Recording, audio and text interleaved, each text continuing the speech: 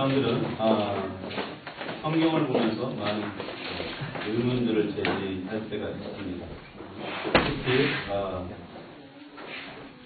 어떤 것을 제시하냐면 오늘 이제 읽은 말씀에 보면 기선동산에 있던 것들을 겪었는데 사람들이 뭘 질문하냐면 왜 하나님이 선악과를 만들어 놓으셨을까? 그걸 질문을 합니다. 그래서 왜 인간을 시험하셨을까? 그냥 선악과를 만들어 놓지 않았으면 그냥 잘 살 수 있을 텐데 왜 선악과를 만들어 놓으셔갖고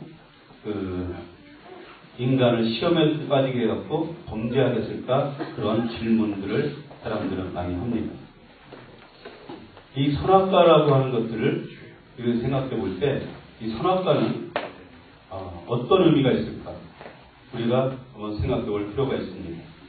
이 선악과라고 하는 것들은 바로 하나님의 전능하심을 상징하는 것입니다. 그래서 하나님은 재판장이시고 창조주이심을 상징적으로 나타내고 있습니다. 그리고 선악을 분별하는 능력은 하나님께 있다는 것입니다. 인간이 그것을 가질 수가 없다는 것입니다. 그렇기 때문에 하나님께서는 에덴 동산 중앙에 두 나무를 있게 하셨습니다. 바로 생명나무와 선악을 알게 하는 그 나무를 주셨습니다. 그래서 그것은 바로 무엇을 상징하냐면 바로 하나님의 전능하심을 상징한다는 것입니다. 그러면 왜 하나님께서는 거기 에덴 동산에 이렇게 아담과 하와를 창조하시고 왜 거기다 그걸 두셨을까? 하나님의 그 전능하심과 하나님의 재판장 되시고 창조주이심을 상징적으로 나타내기 위한 것만은 아닙니다. 그러면 이것은 무엇을 때문에 하나님께서 우리 인간에게 자유의지라고 하는 것들을 주셨습니다. 인간이 선택할 수 있는 것들을 허락하셨다는 것입니다. 그렇기 때문에 인간이 자유의지를 갖고 생명나무를 선택하면서 하나님께서 주신 생명 가운데 그 영원한 삶을 누리는 것을 선택을 하느냐, 선악을 알게 하는 그 나무를 선택하느냐, 그것을 할 수 있는 그 자유의지를 허락하셨다는 것입니다. 그래서 자유의지라고 하는 것은 바로 우리 하나님께서 주신 인간에게 주신 축복입니다. 왜냐하면 그것은 하나님께서 자유의지를 사용해서 하나님이 기뻐하시고 원하시고 정말 하나님께서 선택하기를 원하는 그러한 것들을 자유의지를 갖고 선택하라고 하는 것입니다. 그렇기 때문에 우리 인간에게 주어진 것은 선택이라는 것들이 주어졌습니다. 그래서 선택을 하게 되어 있어요. 그래서 우리는 항상 선택을 합니다. 그래서 무엇을 하든지 우리는 선택을 하게 되어 있습니다. 그래서 선택을 하면 선택에 대한 열매를 우리는 먹게 되어 있습니다. 바로 선택에 대한 결과에 대한 그 책임을 우리가 지게 되는 것입니다. 그러므로 우리가 무엇을 어떻게 선택을 하느냐, 그것은 굉장히 중요한 문제입니다. 그래서 예수님께서도 항상 그분이 공생의 기간 동안 항상 가르쳤던 것들이 선택에 대한 부분들을 많이 가르치셨습니다. 그래서 누가복음 10장 42절 보면 여러분이 잘 아시는 그 말씀인데 예수님께서 이제 마리아의 집에 갔을 때 마리아와 마르다의 선택을 비교한 것을 볼 수가 있습니다. 근데 거기서 예수님께서 뭐라고 말씀하냐면 마리아를 칭찬하면서 마리아는 이 좋은 편을 택하였다라고 말씀을 하고 있습니다. 그리고 주님은 항상 그것을 말씀하시면서 무엇을 말씀하시냐면 바로 우리가 생명의 길, 영생의 길을 선택할 것인가, 멸망의 길을 선택할 것인가를 항상 말씀해주고 계십니다. 멸망의 길은 넓은 길이고, 그리고 또 생명의 길은 좁은 길이다. 그렇기 때문에 우리 인간에게 그것을 선택할 수 있는 그것을 허락하셨다는 것입니다. 그러나 이 생명의 길은 찾는 사람이 적다. 그러나 그것은 영생의 길이다라고 말씀하고 있습니다. 무엇을 선택하느냐에 따라서 인생이 달라지고 인생의 문제가 여기서 생기기도 합니다. 에덴 동산 중앙에는 선악과와 선악을 알게 하는 나무와 생명나무 두 나무를 함께 붙였습니다. 그것은 바로 이 나무가 굉장히 중요한데 하나님의 존재성을 의미하는 것인데 이 어떤 것을 선택하느냐에 따라서 그것은 생명의 길이 될 수 있고 멸망의 길이 될 수 있다라고 하는 것들을 지금 말씀해 주고 있는 것입니다. 그러면 생명나무는 무엇을 상징하느냐? 그것은 생명 대신 하나님을 상징을 합니다. 그럼 이 신약시대에 있어서 생명나무의 의미는, 영적으로 의미는 무엇이냐? 그것은 바로 예수 그리스도를 상징합니다. 그래서 생명나무의 열매를 우리는 먹어야 되는데 바로 예수 그리스도가 생명나무이기 때문에 생명나무의 열매는 무엇이냐면 예수님의 말씀입니다. 예수님의 말씀을 먹을 때, 주님의 말씀을 우리가 먹을 때 우리는 생명을 얻게 되어 있다는 것입니다. 그래서 요한복음 6장 63절 말씀에 보면 내가 너희에게 이른 말은 영이요 생명이다라고 말씀하고 있습니다. 그러니까 주님께서 말씀하시는 그 말씀이 영이요 생명이다라고 말씀하고 있습니다. 그래서 하나님의 말씀, 주님의 말씀은 생명이다라는 것입니다. 그래서 우리가 그 생명을 얻기 위해서는 영원한 생명으로 우리가 가기 위해서는 하나님의 말씀, 주님의 말씀을 우리가 먹어야 하는 것입니다. 그 생명나무의 열매를 우리가 먹어야 합니다. 하나님은 창조하실 때 말씀으로 창조하셔서 물에서 유를 창조하셨습니다. 공허하고 혼돈되고 흑암이 가득한 곳에 말씀으로 빛을 창조하셨습니다. 그런 다음에 무엇을 창조했습니까? 물을 창조했습니다. 바로 하나님께서는 그 창조하실 때 그 말씀을 통해 말씀 안에 이미 생명을 불어넣고 있습니다. 생명이 있기 위해서는 빛이 있어야 됩니다. 생명이 있기 위해서는 물이 있어야 됩니다. 그래서 빛과 물을 먼저 창조하신 후에 모든 생명이 번성할 수 있도록 다른 생물들을 창조하셨다는 것입니다.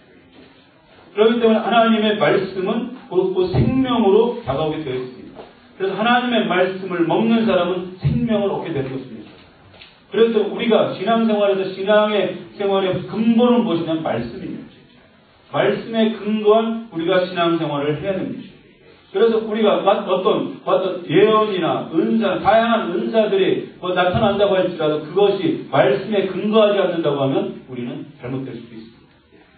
모든 것들이 말씀으로 시작해서 말씀으로 끝나는 것입니다. 그렇기 때문에 왜냐하면 하나님의 말씀은 생명의 말씀이기 때문에 그렇습니다.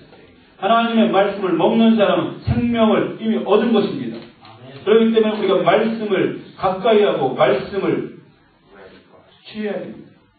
그럴 때 우리가 영생을 얻을 수가 있습니다. 생명나무이신 주님의 말씀을 취하는 것만이 우리가 영생을 얻는 길입니다. 요한복음 6장 35절의 말씀을 보면 나는 생명의 떡이니 내게 오는 자는 결코 줄이지 아니할 터이요 나를 믿는 자는 영원히 목마르지 아니하리라라고 말씀을 하셨습니다. 그것은 무엇을 합니까? 바로 예수님은 생명의 떡이다라고 말씀하셨어요. 예수님을 먹는 사람, 예수님의 말씀을 먹는 사람, 그것은 바로 생명을 얻게 된다는 것입니다. 그리고 또 영원히 목마르지 않게 된다는 것입니다. 그 주님을 먹는다는 것은 무엇을 합니까? 나를 먹고 마시는 그것은 무엇을 합니까? 그것은 주님의 말씀을 먹는 것입니다. 생명의 떡이시죠. 그 영생의 말씀, 주님의 말씀을 우리가 취할 때 우리는 영원히 목마르지 않게 될 것이고 우리는 영원한 삶을 살게 되는 것입니다. 우리가 요한복음 6장 68절 말씀에 보면 베드로의 고백이 나옵니다. 주여 생명의 말씀이 계시네 내가 누게로 가오리까 우리가 누게로 가오리까라고 말씀하고 있습니다. 이 말씀이 나오게 된 배경이 뭐냐면 그 이전에 우리가 읽어본 뭐냐면 예수님께서 오병이어의 기적을 일으키셨습니다. 그래서 많은 사람들 5,000명을 먹였습니다. 더 많은 수많은 사람들을 먹였습니다.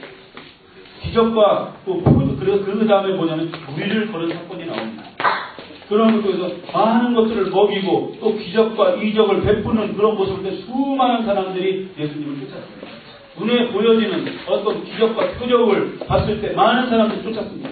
그 다음에 성경에 읽어보면 뭐에 대해서 말씀하고 있는지 영생의 삶에 대해서 말씀하고 있습니다. 진짜 본질적인 신앙, 영생의 문제, 우리가 어떻게 하는 것이 영생의 삶을 살 것이냐 그랬을 때 무리들이 다 떠났다고 말씀합니다. 왜냐하면 무리들이 예수님을 쫓았던 그 근본적인 동기가 잘못되었던 것입니다. 예수님을 쫓을 때 그것이 그들의 삶 속에 영생이 무엇인가, 영생의 문제를 해결하기 위해서 주님을 쫓았던 것이 아니라 주님이 베풀어 주신 기적들, 그것만을 바라보고 쫓았다는 것입니다. 그리고 또 그뿐만 아니라 많은 제자들이 다 떠났다라고 말씀하셨습니다. 많은 제자들이 다 떠났어요. 예수님의 제자들은 그 12제자만 있었던 것이 아니라 그 밑에 또 70명이 되는 제자들이 있었어요. 제자들이 많이 있었어요. 근데 다 떠나고 더 이상은 예수님과 함께하지 않았다라고 말씀하고 있습니다. 그랬을 때 주님이 말씀을 하십니다. 12제자에게 묻습니다. 너희도 가려느냐? 그럴 때 베드로가 고백을 하는 것입니다. 주여 영생의 말씀이 계시면 우리가 늘게도 합니다. 이러한 고백이 여러분이 되시길 주의 이름으로 축원합니다. 영생의 말씀이 나에게 있는데, 내 안에 영생의 말씀이 있는데 내가 어디에 가서 진정한 행복과 기쁨을 누리겠냐는 것입니다. 온전히 영생의 말씀이 주님이신데 주님이 나와 함께 하시는 것, 그걸로 만족하겠다는 것입니다. 생명나무의 열매를 우리는 먹어야 됩니다. 말씀을 먹어야 됩니다. 그래야 영이 살고 육이 사는 것입니다. 우리 인생들이 어리석다는 것이 뭐냐면 육이 먼저 살아야만 그 영이 산다고, 영이 살아야 된다고 생각을 합니다. 그렇기 때문에 육이 먼저 살려고 하니까 우리 인생이 피곤한 것입니다. 영은 죽고 영은 피폐해지고 육으로 살려고 하다 보니까 영이 죽습니다. 그러나 지금 주님께서 우리에게 주시는 교훈은 무엇이냐면 우리가 살리는 것은 영이고 육은 무익하다고 말씀하셨습니다. 주님께서 말씀하시는 것은 내 영이 먼저 살면 육이 살겠다는 것입니다. 그렇기 때문에 지금 주님께서 우리에게 말씀하시는 것은 그것입니다. 바로 영이 살 수 있는 영혼의 양식을 먹으라는 것입니다.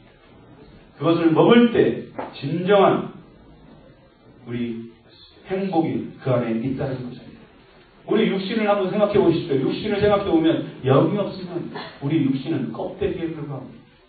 지금 우리가 숨쉬고 행동하고 생각하고 어떤 많은 것들을 먹고 막 생활하고 있지만 우리가 영이 떠나버리면 우리 생명은 쓰러지는 것입니다. 그래서 더 이상 우리 인간은 아무런 활동도 할 수가 없습니다.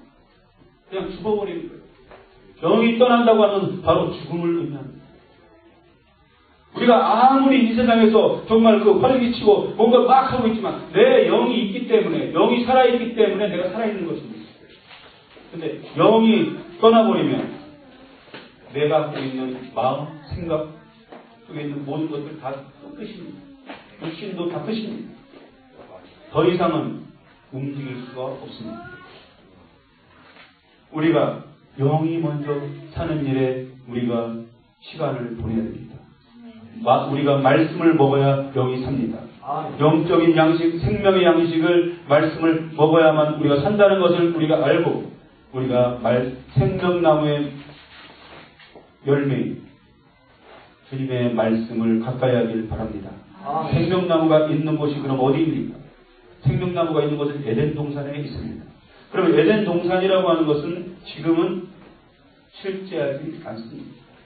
존재하지 않아요. 그러면 우리는 가서 생명나무를 먹기 위해서는 어떻게 해야 됩니까? 에덴 동산으로 가야 돼요. 에덴 동산 중앙에 생명나무가 있기 때문에 에덴 동산으로 가야 됩니다. 근데 지금 에덴 동산은 실제로 존재하지 않아요. 그러면 우리가 진정으로 찾아야 되는 것은 무엇이냐면 영적인 에덴 동산을 찾아야 됩니다. 영적인 에덴 동산이 어디입니까? 에덴 동산은 하나님이 머무시는 곳, 하나님이 거하시는 곳입니다. 그것이 에덴 동산인데 그것은 거룩한 하나님의 성전입니다. 하나님의 성전이 에덴입니다. 그러면 이 시대에 있어서 정말 영적인 에덴은 어디냐면 바로 교회가 영적인 에덴입니다. 하나님이 계신 교회에서 주의 영을 받고 영이 살고 회복되는 것입니다. 그렇기 때문에 교회가 에덴 동산과 같아야 됩니다. 항상 푸르름이 넘쳐야 되고 영적인 그 꼴들이 먹여져야 됩니다. 그래서 교회가 그러한 교회로 회복되어졌을 때 하나님의 축복의 장소가 될 것이고 하나님이 그 예전 동산에 허락하셨던 그 축복들이 다시 회복될 것입니다. 우리 신앙인들이 신앙생활을 하면서 무엇보다도 소중한 것은 교회가 정말로 하나님의 축복의 장소가 될 수 있도록 우리가 협력해서 노력해서 그런 장소를 만들어야 됩니다. 그래야만이, 왜냐하면 축복이라고 하는 것은 하늘로부터 흘러서 이 교회를 통해서 우리의 각 개개인에게 흘러가기 때문에 그렇습니다. 그리스도의 몸인 교회를 통해서 하나님의 축복, 에덴의 축복을 베푸시는 것입니다. 그렇기 때문에 우리는 바로 이미 영적으로 에덴을 회복한 것입니다. 그래서 고린도전서 15장 45절 말씀에 보면 마지막 아담은 살려주는 영이 되었다라고 말씀하고 있습니다. 마지막 아담이라고 하는 것은 무엇을 뜻합니까? 바로 예수님을 뜻합니다. 내가 예수님을 믿음으로 말미암아 우리에게는 영이 이제 살아난 것입니다. 처음에 하나님께서 창조하시고 그 코에 생기를 불어넣었던 그 영이 우리 안에 살아난 것입니다. 그렇기 때문에 이미 우리 영적으로 에덴을 회복했다는 것입니다. 그렇다고 하면 우리가 우리의 생각과 우리의 마음과 뿐만 아니라 우리의 그 삶의 모습 속에서 하나님께서 허락하셨던 에덴의 축복을 회복하기 위해선 우리가 영으로 인도함을 받는 그러한 삶을 우리가 살아야 됩니다. 그러기 위해서 이 교회가 영적인 교회가 되어져야 됩니다. 그래야만 그것을 통해서 하나님께서는 우리에게 영적인 축복뿐만 아니라 우리의 영이 회복됨을 통해서 우리 심령 가운데 회복되어지는 그런 축복을 여러분이 경험하게 될 줄 믿습니다. 아담과 하와는 영적으로만 축복을 받은 것이 아니었습니다. 하나님과 대별할 수 있는 영적으로 축복을 받은 것뿐만 아니라 그는 육신적으로 축복을 받은 그 사람들이었습니다. 왜냐하면 하나님께서 자연만물을 창조하신 후에 아담과 하와를 창조하시고 뭐라고 말씀하는데 다스리고 정복하여 땅에서 충만하라고 말씀하고 있습니다. 그 땅을 다스리고 정복할 수 있는, 그리고 충만할 수 있는 그런 축복을 그렇게 허락하셨다는 것입니다. 예전 동산이 어느 정도였냐면 주님이 보시기에 좋은 정도로 그렇게 아름다웠습니다. 창세기 1장 12절 한번 찾아서 같이 읽어보겠습니다. 12절에 보면 땅이 풀과 각기 종류대로 씨 맺는 채소와 각기 종류대로 씨 가진 열매 맺는 나무를 내니 하나님이 보시기에 좋았더라라고 말씀을 하고 있습니다. 바로 거기는 그 모든 4대강을 만드는 젖줄이 거기서 예전 동산에서 흘렀습니다. 그리고 그 땅에는 무수하게 많은 유실수들이 흘러 넘쳤습니다. 그리고 바로 아담과 하와는 그러한 그 삶 속에서 그런 축복을 누릴 수 있었습니다. 하나님께서 우리에게는 축복을 허락하십니다. 모든 사람들에게 하나님께서 축복을 허락하십니다. 하나님의 자녀에겐 하나님께서 부으시길 원하시는 그런 축복이 그 안에 있습니다. 그렇기 때문에 우리는 축복을 누려야 됩니다. 그 생명나무 안에서, 생명나무의 그늘 안에서 우리가 누리는 그런 축복과 은혜를 마음껏 여러분이 누릴 수 있어야만 합니다. 그러나 정말 우리가 정말 하나님 앞에서 하나님이 하지 말라고 하는 그런 것들을 행한다고 하면 그것은 무엇을 탑니까? 그것은 바로 생명나무를 선택한 것이 아니라 선악과를 선택한 결과입니다. 하나님께서는 이 에덴을 회복하길 원하십니다. 이 시대에 우리 영적으로 에덴을 회복하길 원하시고 우리의 심령 가운데 에덴을 다시 회복시키길 원하신다고 하는 것입니다. 에덴 동산은 바로 하나님 나라의 모형입니다. 그래서 우리가 그 에덴 그 안에 주님 안에 거할 때, 주님의 그 말씀 안에 거할 때 우리는 에덴을 회복하는 것입니다. 그래서 우리 에덴이 회복되어야 되는데 내 자신에게 에덴이 회복되어야 됩니다. 그리고 우리 가정의 에덴의 그 축복이 회복되어야 됩니다. 또한 우리 교회의 그 에덴의 축복이 회복되어야 될 줄 믿습니다. 그럴 때 진정한 하나님께서 우리에게 주시고자 하시는 그 축복된 삶을 우리가 살 수가 있습니다.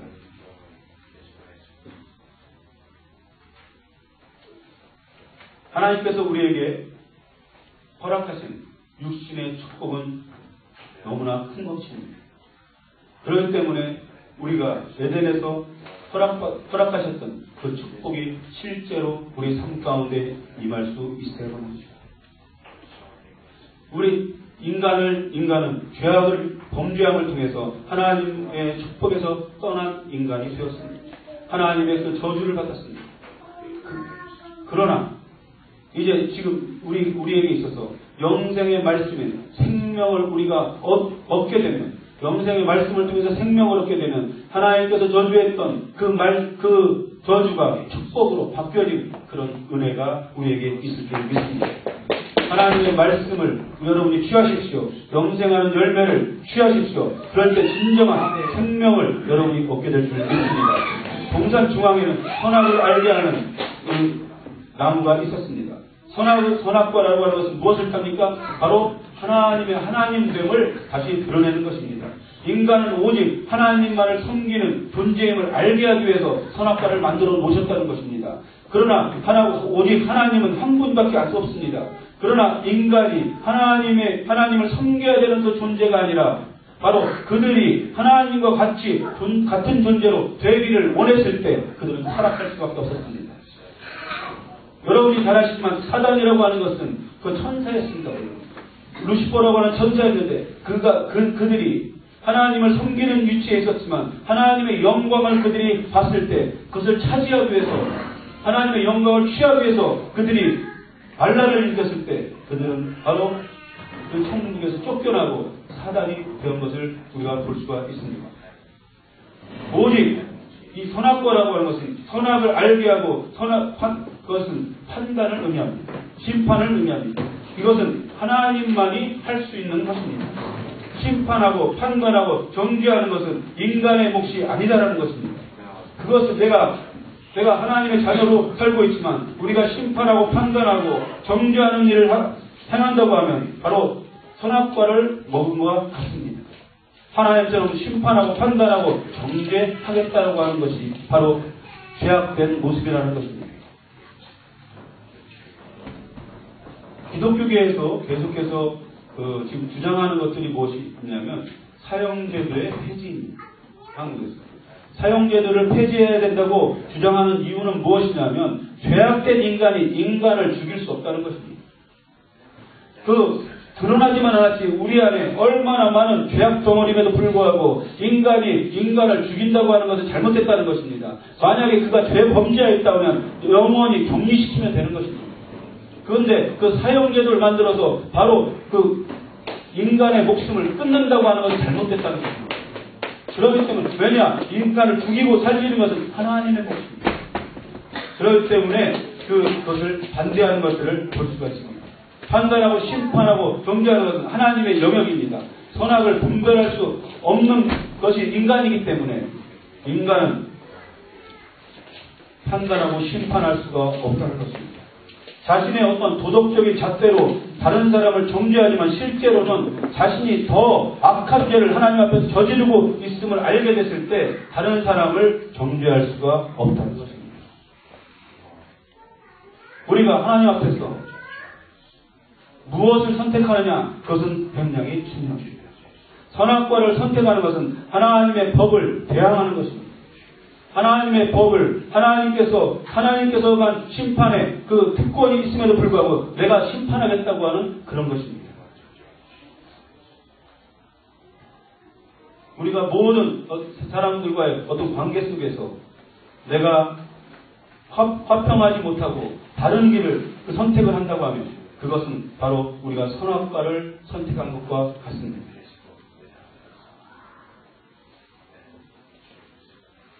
이스라엘을 애굽에서 출애굽해서 인도했던 모세는 자기가 원하지 않았지만 하나님께서 그 모세를 세웠습니다.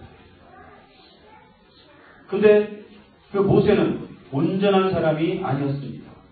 왜냐하면 하나님의 율법을 어겼습니다. 그리고 혈기를 부렸던 사람입니다. 하나님의 율법을 어긴 것은 어떤 율법을 어겼냐면 굴수 여인을 아내로 맞이했습니다. 그것은 이방 여인을 취하지 말라고 하는 하나님의 법을 어긴 사람입니다.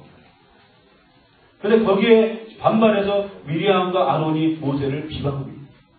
그럴 때 하나님은 모세보다도 아론과 미리암을 더 혼내는 것을 볼 수가 있습니다.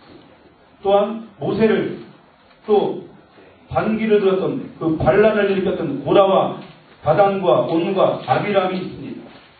그 고라 자손은 하나님께서 세우지도 않은 사람들입니다. 그럼에도 불구하고 자신들이 하나님의 세운 자를 끌어내리고 자신들이 권력을 가지려고 권력을 탐했습니다. 그럴 때 하나님께서는 땅에 입을 벌려 그들을 삼켜버렸다라고 말씀하고 있습니다. 하나님의 진노의 대상이 된 것입니다.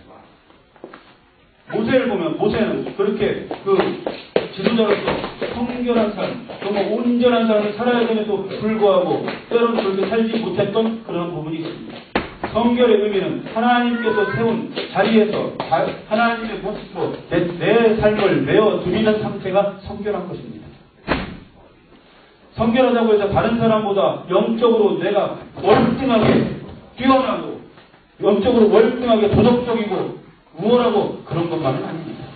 성결하다고 하는 의미는 뭐냐면 하나님께서 세우신 일에 대해서 자신의 삶을 드리는 그러한 모습 속에서 하나님께서 그를 성결하다고 보신다는 것입니다. 그렇기 때문에 모두에게 하나님께서 주시는 것은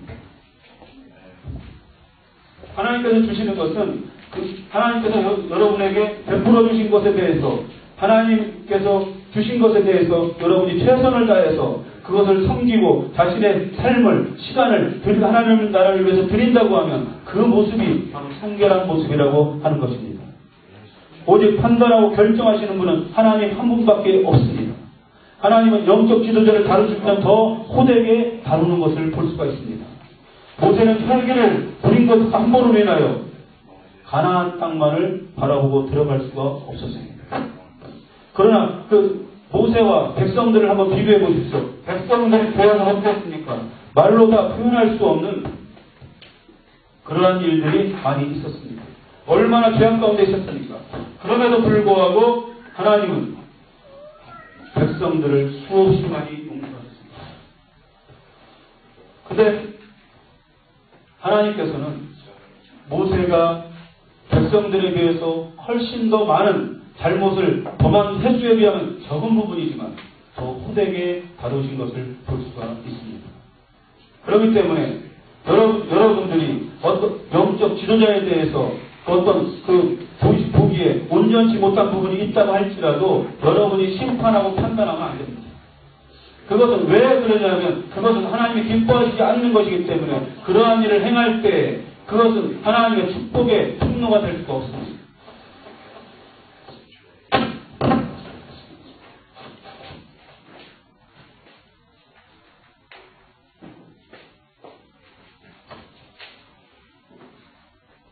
선악을 알게 하는 것은 하나님의 영역입니다. 악한 것이 어떻게 선을 구별할 수 있습니까? 우리 가운데 우리가 정말로 죄악 가운데 있는데 어떻게 그걸 갖고 선을 구별하는 겁니까? 죄악 가운데 어둠 가운데 있으면 어둠밖에 볼 수가 없습니다. 선을 볼 수가 없습니다. 어둠 가운데 쌓였을 때 빛이 드러나면 그것을 볼 수 있지만 그것을 우리가 판단할 수 없습니다. 히브리서 5장 14절 말씀에 보면 장성한 자는 지각을 사용함으로 연단을 받아 선악을 분별한다고 말씀하고 있습니다. 바로 장성한 자는 선악을 분별할 수 있는 능력이 있는 사람입니다. 장성한 자는 무엇입니까? 바로 그리스도의 장성한 분량이 충만한 데까지 이른 사람이 장성한 자입니다. 그렇다고 하면 우리가 하나님 앞에서 우리가 장성한 자가 되지 못했다고 생각이 된다면 내가 아직 장성한 자가 아니라고 생각한다면 다른 사람을 판단하고 비판할 수 없습니다. 다른 사람을 정죄할 수도 없습니다. 심판할 수도 없습니다. 비판하고 판단하고 정죄하는 것은 바로 사단의 열매를 먹는 것입니다. 에덴 동산 중앙에는 두 나무가 있었습니다. 생명나무하고 선악을 알게 하는 나무가 있었습니다.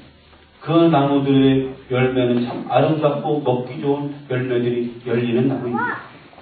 외적으로 아름다운 모양새를 갖추고 있는 것이 바로 그 나무들이었습니다. 그게 얼마나 아름다웠으면 많은 것들이 있음에도 불구하고 하와의 마음을 사로잡겠습니다. 너무나 아름답게 보였습니다. 그게 과일이 아름다우면 얼마나 아름답겠습니까? 그러나 그 하와 속에 이브 속에 이미 뭐가 있었습니까?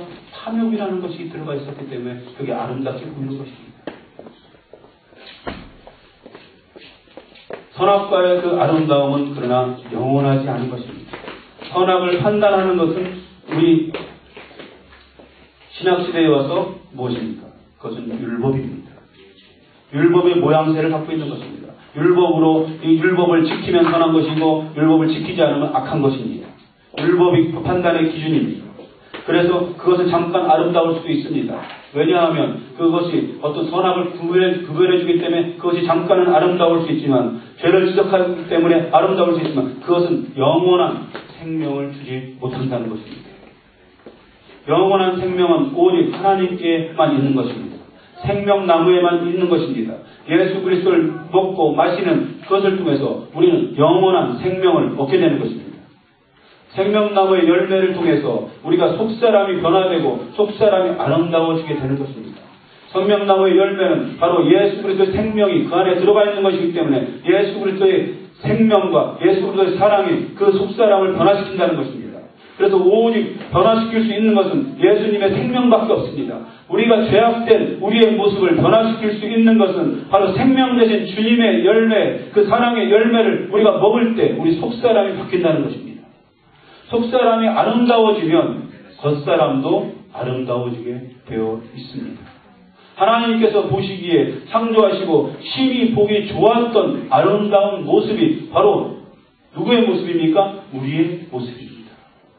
보시기에 너무 아름다웠고 좋았다고 주님은 말씀하고 있습니다. 그렇기 때문에 우리가 속사람이 완전히 주님의 마음으로 바뀌어지고 주님의 영생으로 가득 채워지면 우리의 삶 속에서 우리의 모습, 겉모습이 바로 주님의 향기를 나타나게 되어 있다는 것입니다. 속사람이 아름다워지면 겉사람이 아름다워지게 되어 있습니다. 진정으로 아름다운 모습은 어떤 모습입니까? 그 안에, 그 마음, 그 속사람이 아름다운 모습이 진정한 아름다움을 갖고 있는 모습입니다. 때로는 하나님께서는 또 불공평하기도 하신 것 같아요. 그 속사람도 아름다운데 겉사람도 또 아름다운 사람이 있어요.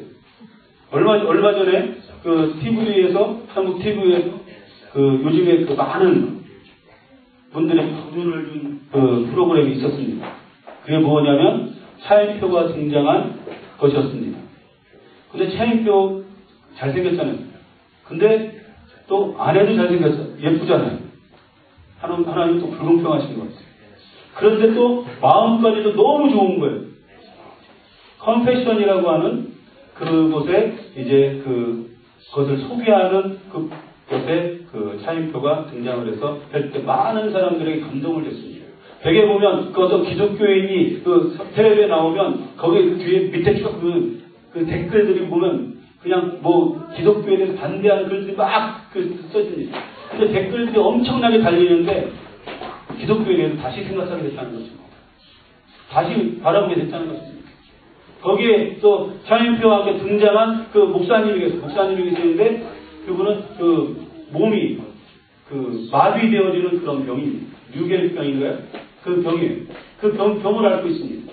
그러면 그 전에 그 뭐였냐면 그 조그만 정말 그 교회 조그만 개척교회 목사님인데 그 굉장히 작은 교회에 또 칸을 쳐서 거기서 사택으로 사용하는 그런 목사님입니다. 근데 그 목사님이 정말 그 다른 사람들 돕고 싶은데 돈이 없으니까 교회 앞에다가 구두통을 놔두고 구두를 닦기 시작했어요. 한 번 닦는데 2,000원. 그렇게 해가지고 많은 사람들을 도왔습니다. 그랬을 때 그러한 모습을 보고 그 차인표가 변화가 되기 시작을 한 겁니다. 그러면서 그 목사님을 차인표라고 하는 사람은 멘토로 선생님으로 여기고 있어요. 하나님은 우리가 바라볼 때 우리의 속사람이 아름다워지면 겉사람도 아름답게 나타나게 되어 있다는 것입니다. 겉사람이 아름답다고 할지라도 속사람이 아름답지 못하면 그 사람 반드시 아름답지 못한 모습으로 드러나게 되어 있다는 것입니다. 처음에는 뭔가 봤을 때 그 겉사람은 아름다워 보이지만 그 안에 더럽고 추악한 것, 악한 것으로 가득 차 있는 사람은 반드시 그렇게 드러나게 되어 있다는 것입니다. 여러분, 우리가 속사람이 변화되어야 됩니다. 속사람이 아름다워져야 됩니다. 속사람이 아름다워지는 어떻게 아름다워질 수 있습니까? 바로 주님께서 주시는 그 말씀이 가득 차졌을 때, 말씀으로 풍성해졌을 때 우리가 속사람이 바뀌어지게 되고 속사람이 주님을 닮아가게 되는 것입니다. 우리의 삶에는 항상 선택의 기회가 우리에게 주어져 있습니다. 우리가 무엇을 선택하느냐, 그것은 굉장히 중요합니다.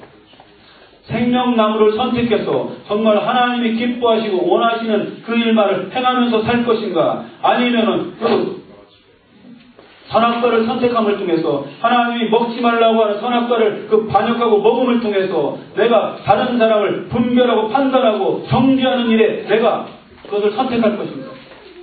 그것은 우리에게 주어진 몫입니다. 하나님께서는 그렇게 우리에게 허락하셨습니다. 선택을 허락하셨습니다. 아예 그 처음부터 그것을 허락하지 않으셨다면 아예 그 근처에도 못 오게 다 막아놨을 것입니다. 그러나 하나님께서 이미 우리에게 허락하셨다는 것입니다. 무엇을 선택할지를 하나님께서 이미 아셨지만, 예지하신 분이 아셨지만, 그래도 하나님의 바람은 무엇이냐면 그 생명나무를 선택하고 영원히 그 안에서 기쁨을 누리며 하나님의 그 통치 아래서 살기를 원했다는 것입니다. 그러나 인간의 죄악된 모습은 바로 선악과를 선택하게 되고, 그래서 죄악 가운데 그가 떨어질 수밖에 없었다는 것입니다. 선악과는, 선악을 알게 하는 것은, 내가 선악을 다른 사람에 대해서 그 분별할 수 있는 것은 항상 내가 지적하고 부정적인 것입니다. 다른 사람을 죽이는 그런 역할을 할 수밖에 없다는 것입니다. 그러나 생명나무를 선택한 사람은 다른 사람을 살리는 역할을 합니다. 다른 사람에게 생명을 전해줄 수 있는 그런 역할을 한다는 것입니다. 하나님의 생명나무의 열매로 말씀에 충만한 사람은 그 말씀을 통해서 다른 사람에게 그 생명을 전해줄 수 있다는 것입니다. 생명나무는 영원한 생명을 주십니다. 선악을 알게 하는 나무는 멸망을 줄 수밖에 없습니다. 생명나무의 주님을 여러분이 택하시길 주의 이름으로 부탁을 드립니다. 생명나무의 열매를 취하시길 바랍니다. 그래야만 하나님의 축복이 여러분에게 임하게 되는 것입니다. 영적인 축복뿐만 아니라 우리 심령의 축복이 임하게 되고 또한 육신의 축복이 임하게 되는 것입니다. 진정한 삶의 영역 속에서 에덴의 축복이 여러분에게 임하길 주의 이름으로 축원합니다. 여러분의 마음속에, 여러분의 자신에게 에덴의 축복이 임하길 주의 이름으로 축원합니다. 그리고 또한 여러분의 가정에 에덴의 축복이 임하길 주의 이름으로 축원합니다. 또 교회, 주의 예수 그리스도 능력으로 말미암아 에덴의 축복이 다시 한번 회복되어지는 그 축복이 있길 주의 이름으로 축원합니다. 이러한 것은 어떻게 가능할까요? 그것은 내 생각과 마음과 감정과 의지와 모든 내 감각을 이용해서 생명나무를 선택할 때 가능한 것입니다. 생명나무를 선택하고 내가 정말 할 수 있는 만큼 생명나무를 선택하고 생명나무의 열매를 내가 먹으며 살겠다고 결단을 할 때 진정한 축복이 여러분에게 임할 줄 믿습니다. 아멘. 여러분, 우리에게는 이제 생명나무를 선택하는 그런 삶이 복된 삶임을 압니다. 그렇기 때문에 생명나무를 우리 여러분이 가지시고 만지시고 항상 생명나무 그늘에서 하나님의 통치함과 하나님의 다스림 속에서 여러분이 누리는 축복이 여러분뿐만 아니라 자손 만대까지 흘러넘치는 그 축복이 임할 줄 믿습니다. 아멘. 하나님의 축복은 영원하신 것입니다. 내가 정말 축복의 사람이 되면 나를 통해서 흘러가는 축복들이 흘러넘치게 되어 있다는 것입니다. 내 이웃에게 흘러넘치고 내 친구들에게 또 내 가족에게 흘러넘치게 되어 있다는 것입니다. 내가 정말로 온전한 모습으로 하나님이 기뻐하시는 모습으로 내 안에 에덴의 축복이 회복되지 않으니까 그것이 흘러넘치지 못하고 있는 것입니다. 여러분이 한 사람 한 사람이 먼저 에덴의 축복을 회복하시길 주의 이름으로 부탁을 드립니다. 그럴 때 여러분의 한 사람이 회복됨을 통해서 다른 사람들에게 전이가 되어지고 가정이 전이가 되어지고 그래서 또 놀라운 하나님의 축복이 모든 나의 그 삶의 영역 속에서 나를 만나는 모든 사람들이 에덴의 축복을 함께 누리는 그 은혜가 있을 줄 믿습니다. 여러분 안에 그런 축복이 누려지고 임하고 그것을 통해서 거룩한 하나님의 능력을 하나님께서 우리에게 베풀어 주신 그 사랑을 누리고 체험하고 나갈 수 있길 주의 이름으로 축원합니다. 우리 말씀을 생각하면서 우리 함께 기도하기를 원합니다. 함께 기도할 때 주님, 우리에게 선택의 그 기회를 주셨습니다. 생명나무를 선택할 것인가? 선악을 알게 하는 나무를 선택할